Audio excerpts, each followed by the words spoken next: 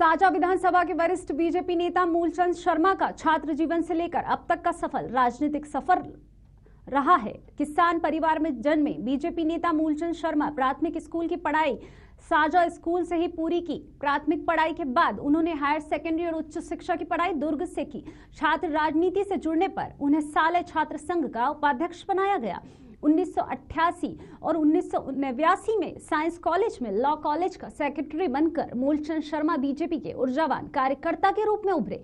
1990 में भारतीय जनता पार्टी में युवा मोर्चा उन्हें महामंत्री बनाया और फिर 1992 में मंडल महामंत्री की जिम्मेदारी सौंपी गई। 1992 से 1994 तक मूलचंद शर्मा दुर्ग जिला उपाध्यक्ष और फिर 1996 में युवा मोर्चा की प्रदेश कार्यकारिणी में सदस्य बने। वर्तमान में मूलचंद शर्मा किसान मोर्चा के प्रदेश कार्यकारिणी सदस्य के रूप में भिलाई जिले का प्रभार संभाल रहे हैं। मूलचंद शर्मा ने कहा, अगर संगठन 2023 के विधानसभा चुनाव में उन्हें टिकट देता है तो प्रचंड बहुमत से जीत हासिल करेंगे। वरिष्ठ नेता शर्मा से खास बातचीत की संवाददाता ललित साहू ने। नमस्कार, मैं हूं ललित। साधना न्यूज़ पर आप सभी का बहुत स्वागत है और हम हैं अभी छत्तीसगढ़ के साजा विधानसभा क्षेत्र में और हम आज एक ऐसे व्यक्ति से चर्चा करेंगे जो भारतीय जनता पार्टी के सिपाही के रूप में अपनी सेवा दे रहे हैं और वकालत के क्षेत्र में भी काफ़ी अनुभव रखते हैं और साजा विधानसभा में लगातार भारतीय जनता पार्टी में अपनी सेवा दे रहे हैं। मूलचंद साहब, सबसे पहले आपका।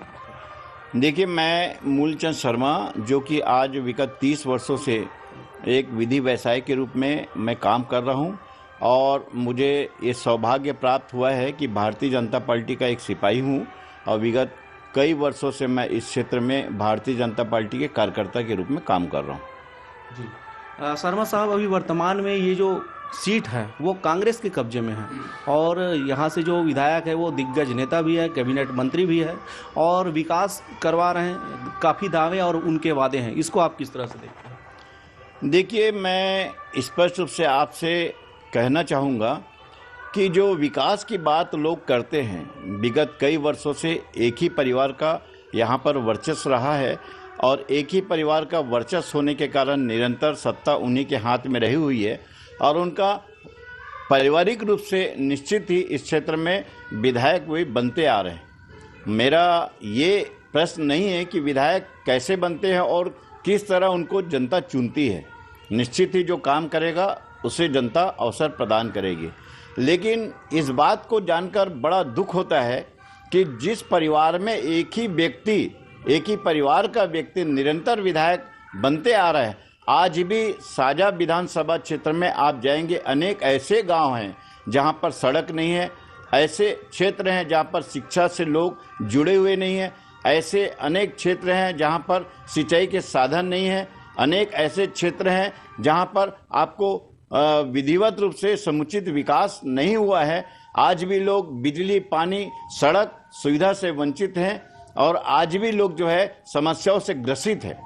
और ऐसी स्थिति में मैं जो विकास की बात जो कांग्रेस करती है और खासकर इस विधानसभा में रविंद्र चौबे जी कहते हैं कि मैंने पूरे अपने कार्यकाल में समुचित विकास किया है, तो मैं इस दावे को खोखला साबित करता हूं। मैं स्पष्ट रूप से कहना चाहूँगा कि उनकी बातों में अब वो दम नहीं है, पहले जैसी बात उनमें नहीं है और आज भी प्रशासन पंगु है। आज प्रशासन जो है अपना स्वतंत्र रूप से काम नहीं कर पा रहा है और आज ऐसी व्यवस्था हो रही है, लोग आज भी समस्याओं से ग्रसित हैं, लोगों का निराकरण समस्याओं से नहीं हो पा रहा है, लोग अपनी समस्याओं के लिए काफ़ी त्रस्त और परेशान हैं। मूलचंद साहब, ऐसा है कि पूर्व में भी आपका विधायक इस क्षेत्र में रहे हैं, 15 साल तक आप लोग राज किए और वर्तमान में 4 साल से कांग्रेस की सरकार है, तो उस समय क्या विकास कर पाए आपके विधायक? देखिए, हमारी जब भारतीय जनता पार्टी की सरकार थी और विगत 15 वर्षों से इस प्रदेश में डॉक्टर रमन सिंह जी मुख्यमंत्री रहे और चूंकि साजा विधानसभा यहाँ पर जो है कांग्रेस के विधायक रहे, लेकिन नेता प्रतिपक्ष के रूप में उन्होंने काम किया और उसके बाद भी भारतीय जनता पार्टी ने किसी प्रकार का कोई दुराचार या किसी प्रकार की कोई दुर्भावना से काम नहीं किया। अगर आप आंकड़े को उठा के देखेंगे, साजा क्षेत्र में जितना उनके कार्यकाल में काम नहीं हुआ है, उतना कार्यकाल जब भारतीय जनता पार्टी की सरकार रही और इस क्षेत्र में विधायक भले कांग्रेस के रहे, लेकिन उस स्थिति में भी काम हुआ है, निरंतर काम। सिंचाई की सुविधा से लोग जुड़े हैं। आज गांव-गांव में सिंचाई की व्यवस्था हुई है। आज स्कूल की व्यवस्था को देखें, जितने भवन बने हैं, जितने बिल्डिंग बने हैं, जितने शासकीय संस्थान कार्यालय बने हैं, उसमें आज भारतीय जनता पार्टी का ही कार्यकाल का विकास का आप अपन आंकड़ा देख सकते हैं। और आज सड़कों की व्यवस्था देखेंगे, आज प्रधानमंत्री सड़क योजना के माध्यम से पूरे गांव-गांव को जोड़ा गया है। छोटे छोटे कस्बों को जहां पर सड़कें नहीं थी, वहां पर भारतीय जनता पार्टी की जो प्रदेश में सरकार डॉक्टर रमन सिंह की रही है और उनके कार्यकाल में सड़कें बनी हैं। शिक्षा के क्षेत्र में काफी काम हुआ है। महाविद्यालय आप देखेंगे, हमारे विधानसभा में 2 महाविद्यालय, बोरी में महाविद्यालय बना है। उसके अलावा अनेक उच्च शिक्षा के क्षेत्र में काम हुए हैं। सिंचाई के साधनों में आप देखेंगे, जो गांव सिंचाई से वर्षों तक अछूता रहा, उस गांव में नहरें बनी हैं। नहरों के माध्यम से लोगों को काम मिला है और सिंचाई के क्षेत्र में जब नहर बनी है तो लोगों को सिंचाई की सुविधा मिली है। आज पहले यही स्थिति थी, इस क्षेत्र से लखनऊ, बिहार और उत्तर प्रदेश और दिल्ली लोग कमाने खाने जाते थे, पलायन करते थे। पलायन की संख्या में कमी हुई है। मतलब सर, आपका कहना यह है कि पूरे जो विकास कार्य किए हैं वो भाजपा की सरकार पर हुई है?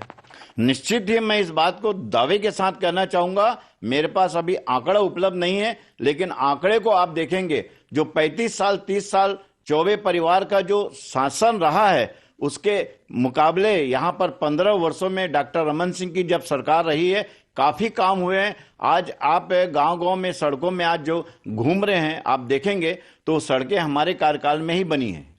जी, एक खास मुद्दे में हम चर्चा करेंगे। जो पूर्व में आपके जो विधायक रहे हैं वो लाभचंद बाफना जी थे और उसके बाद फिर से इलेक्शन फाइट किए 2018 के चुनाव पे और वो हार गए। कुछ लोगों का कहना है कि वो बाहरी प्रत्याशी थे, इस बार लोकल के प्रत्याशियों को मौका दिया जाएगा। इसमें कितना सहमत है आप?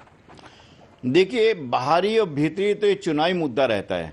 मैं इस बात को थोड़ा सा कम आंकता हूँ, लेकिन इस बात में भी कोई गलत बात नहीं है कि क्षेत्र के व्यक्ति भी जो है चुनाव में अपनी उपस्थिति दर्शाने के लिए वो उनकी भी अपेक्षा रहती है।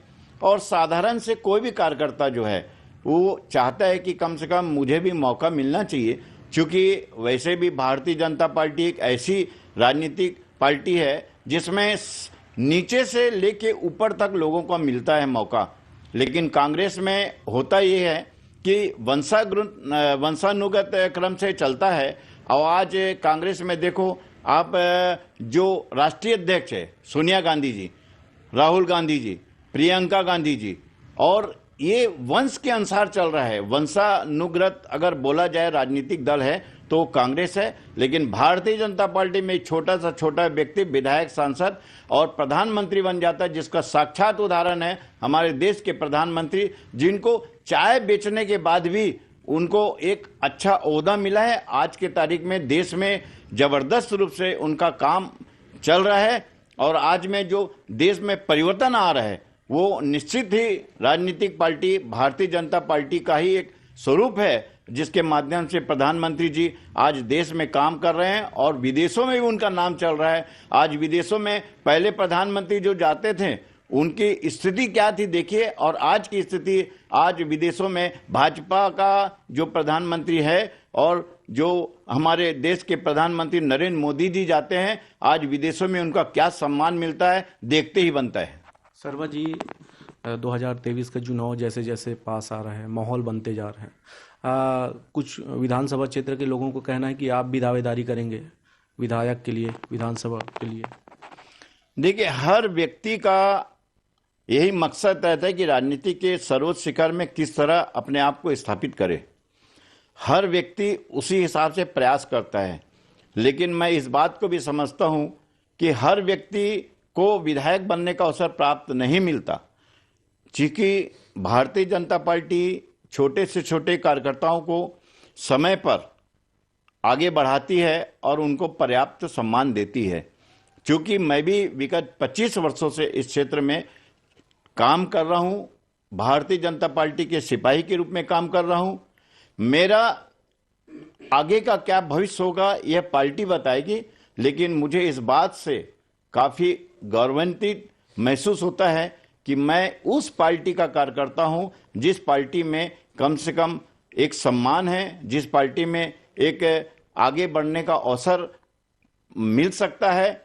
इसलिए निश्चित ही मैं अपने आप को बड़ा गौरवान्वित महसूस करता हूं और हर पार्टी के कार्यकर्ताओं को निश्चित ही एक अपेक्षा रहती है कि उनको आखिर एक अवसर मिलना चाहिए, और निश्चित हिसाब से हम चाहते हैं कि हमको अवसर मिलेगा, आज नहीं तो कल मिलेगा। और मैं तो ये चाहता हूं कि निश्चित ही साझा क्षेत्र के स्थानीय व्यक्ति को भी अवसर मिलना चाहिए, और आने वाले समय में भारतीय जनता पार्टी निश्चित ही अवसर प्रदान करेगी। निश्चित रूप से भारतीय जनता पार्टी एक ऐसा पार्टी है जो कैडर पार्टी के रूप में सेवा देते हैं और बूथ लेवल पर मजबूती प्रदान करते हैं और फ्रेशर कैंडिडेट को भी मौका देते हैं। तो ऐसे में तो मौका बनता ही है। आप दावेदारी करेंगे कि नहीं, ये जानना चाहेंगे। देखिए, हमारे भारतीय जनता पार्टी में दावेदारी का प्रश्न नहीं होता है। पार्टी जो काम करती है उसको आगे बढ़ाती है। निश्चित ही पार्टी हमारे लिए भी कुछ विचार करी होगी और कर रही है। वर्तमान में मैं प्रदेश किसान मोर्चा का कार्यकारिणी सदस्य हूँ।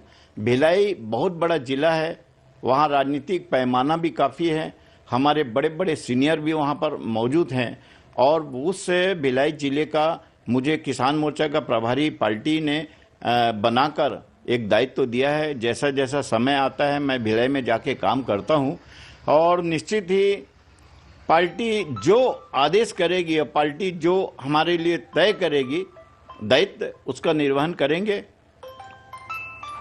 तो आप यहाँ से अगर चुनाव लड़ेंगे, अगर पार्टी टिकट दे देती है, तो बापना जी कहाँ जाएंगे?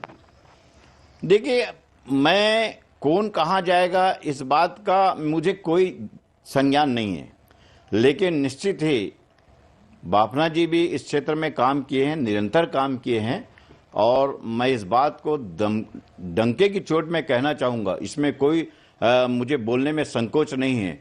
जो काम लाभचंद बापना जी ने साझा क्षेत्र में आकर काम किया है, लोगों के बीच जाकर उनके दुख और सुख में सहभागिता निभाई है, निश्चित ही उसका लाभ पार्टी को मिलेगा, और पार्टी भी चाहेंगी।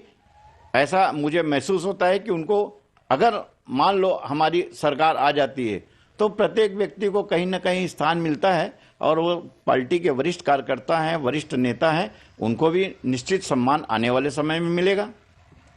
तो निश्चित रूप से जैसे जैसे 2023 विधानसभा चुनाव पास आते जा रहे हैं और वैसे वैसे माहौल बनते जा रहा है, और आगे भी हम चर्चा के लिए मिलेंगे। और हमारे साथ मूलचंद शर्मा जी, जो प्रदेश कार्यकारिणी सदस्य के रूप में अपनी सेवा दे रहे हैं और जमीनी स्तर से राजनीति करते हैं, और पिछले 30 वर्षों से अपनी सेवाएं भारतीय जनता पार्टी राष्ट्रीय पार्टी में दे रहे हैं। हम और भी चर्चा के लिए मिलेंगे। कैमरा पर्सन लोकेश के साथ साधना न्यूज़ संवाददाता ललित।